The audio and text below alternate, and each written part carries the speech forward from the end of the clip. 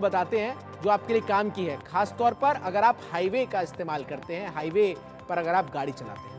Highway पर चलने वालों के लिए खबर है, क्योंकि अगर आप हाईवे से अब गुजर रहे हैं तो आप इस बात को जरूर ध्यान रखिए कि अपने वाहनों का फिटनेस, इंश्योरेंस, टैक्स और पोल्यूशन समेत सभी डॉक्यूमेंट्स आपके पास हो, नहीं तो आपको भारी जुर्माना देना पड़ सकता है।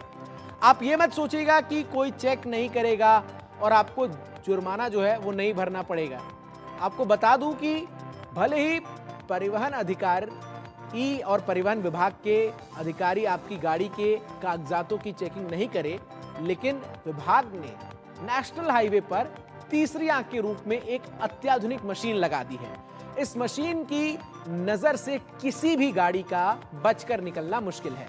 इसका मतलब यह है कि जिन भी गाड़ियों के पास कागजातों की कमी है, उनकी गाड़ियों पर दनादन जुर्माना लग रहा है। दरअसल कागजातों की कमी वाली गाड़ियों पर नजर रखने के लिए ई डिटेक्शन सिस्टम लगाए जा रहे हैं और इस सिस्टम के जरिए आपका ऑटोमेटिक चालान कट जाएगा। यह सिस्टम पूरी तरह काम कर रहा है। बिहार के सीतामढ़ी में अब तक 12 से अधिक गाड़ियों पर जुर्माना लगाया जा चुका है। जब भी टोल प्लाजा से कोई गाड़ी गुजर रही है और उससे संबंधित किसी कागजात की कमी है, तो इसके बाद सीधा जुर्माने का मैसेज गाड़ी के मालिक के मोबाइल फोन पर चला जाता है। मैसेज भेजने में जरा भी देर नहीं की जाती है। जब भी गाड़ी मालिक मैसेज देखते हैं तो उन्हें अपनी गलती और फाइन का तुरंत पता चलता है। तो गाड़ी में जरूरी पेपर्स जरूर रखें। आपको यह भी बता दें कि ई डिटेक्शन सिस्टम के जरिए टोल प्लाजा पर सीसीटीवी कैमरे लगाए गए हैं और ई डिटेक्शन सिस्टम का प्रभावी रूप से चेकिंग करने में ज्यादा मदद जो है वो मिलती है और इससे तमाम जो गाड़ियां हैं जो हाईवे से होकर गुजर रही हैं, उनको अब अपने तमाम कागजात अपने पास रखने की जरूरत है, नहीं तो बड़ा चालान आप लोगों का हो सकता है। तो वहीं अगली बड़ी खबर आपको बताएं, जहां केंद्रीय मंत्री नितिन गडकरी ने आईसीसी यानी भारतीय उद्योग परिसंघ से एक कार्यक्रम में डीजल वाहनों के भविष्य को लेकर एक बड़ा बयान दिया है। उन्होंने कार निर्माताओं से अपील की है कि जल्द से जल्द वो डीजल वाहनों का निर्माण बंद कर दे।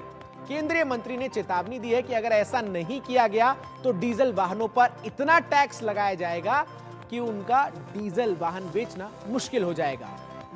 नितिन गडकरी ने कहा है कि जल्दी ही पेट्रोल और डीजल जैसे प्रदूषणकारी ईंधनों को छोड़कर पर्यावरण मित्र वाहन को और बढ़ाना चाहिए।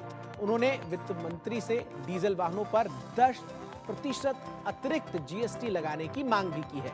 गडकरी ने पहले भी कहा था कि उनकी खुद की कार इथेनॉल से चलती है, जो पेट्रोल के मुकाबले सस्ता और कम प्रदूषण वाला विकल्प है। उन्होंने इलेक्ट्रिक वाहनों को भविष्य का बेहतर विकल्प बताते हुए कहा कि आने वाले 10 वर्षों में पेट्रोल और डीजल से चलने वाले वाहनों को पूरी तरह से हटाने की योजना होनी चाहिए।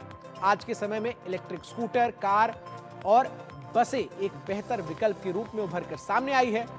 नितिन गडकरी के मुताबिक जहां डीजल पर 100 रुपए खर्च होते हैं, तो वहीं इलेक्ट्रिसिटी पर केवल 4 रुपए लगते हैं। लेकिन नितिन गडकरी के इस बयान के बाद सियासत भी हो रही है। विपक्ष का कहना है कि क्या ऐसा इंफ्रास्ट्रक्चर देश में मौजूद है कि लोग जो हैं वो अगर वाहनों को बदले और इलेक्ट्रिक वाहन अगर वो खरीदे तो जगह जगह पर चार्जिंग पॉइंट्स लगाए गए हैं। ऐसे भी कई सवाल है और लोग भी कह रहे हैं कि आप बदलाव की तो बात करते हैं, लेकिन उस तरीके से सुविधाएं जो हैं वो मुहैया नहीं कराई गई है। जनरेटर सेट से लेकर डीजल कंजम्पशन करने वाली हर इंजन पर 10% ये पोल्यूशन टैक्स एडिशनल जीएसटी बढ़ाने के बारे में जरूर मैं फाइनेंस मिनिस्टर को इस बात के लिए अनुरोध करूंगा। भारत सरकार को और राज्य सरकार को सबसे ज्यादा टैक्स रेवेन्यू जीएसटी के रूप में देने वाली ये इंडस्ट्री है। सभी तो बातें अच्छी है, पोल्यूशन ये बहुत गंभीर समस्या है और पोल्यूशन के कारण हमारे स्वास्थ्य के ऊपर भी बहुत विपरीत परिणाम हो रहा है।